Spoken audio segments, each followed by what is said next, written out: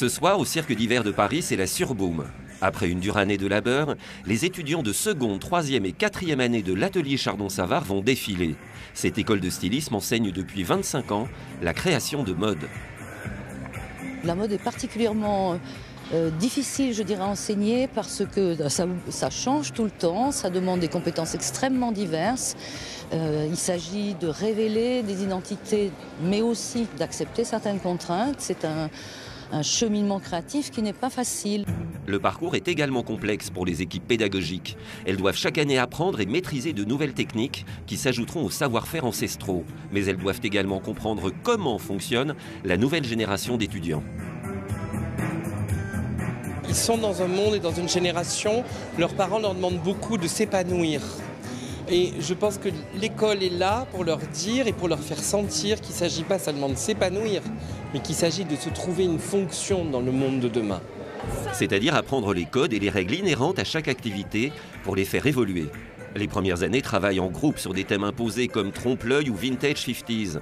Les 28 étudiants créateurs de mode valident leur 4e année par une collection de 7 silhouettes. On fait tout de A à Z, conception, création, accessoires, vêtements, chaussures, customisation de chaussures, les accessoires de tête, donc on fait tout de A à Z. Sur quel raisonnement vous êtes-vous appuyé pour construire votre collection ? J'ai voulu parler des flux entre le corps et l'espace et tout ce qui se passe un peu dans les arts numériques, je ne sais pas si vous connaissez.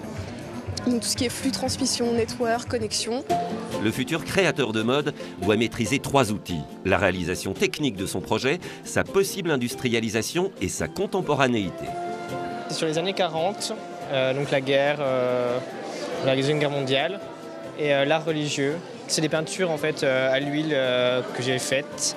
Donc c'est des tableaux en fait, sur une toile que j'ai découpé pour faire des vêtements ensuite. Vous êtes dans une démarche expérimentale ou commerciale ? Je pense qu'on peut faire les deux. Les étudiants ne sont pas des artistes rêveurs. Ils faisaient cette année face à un enjeu supplémentaire. Le jury était présidé par l'homme d'affaires indonésien Frank Sintamani, président des Fashion Week de Singapour. Si je vois une collection qui présente à la fois le sens artistique de ce que le styliste a voulu créer et la compréhension de comment on pourrait le traduire au niveau commercial, cela peut être très intéressant. Parmi ces 28 apprentis, 3 seront invités à présenter leurs travaux à Singapour en octobre prochain, une réelle incitation à explorer les marchés émergents.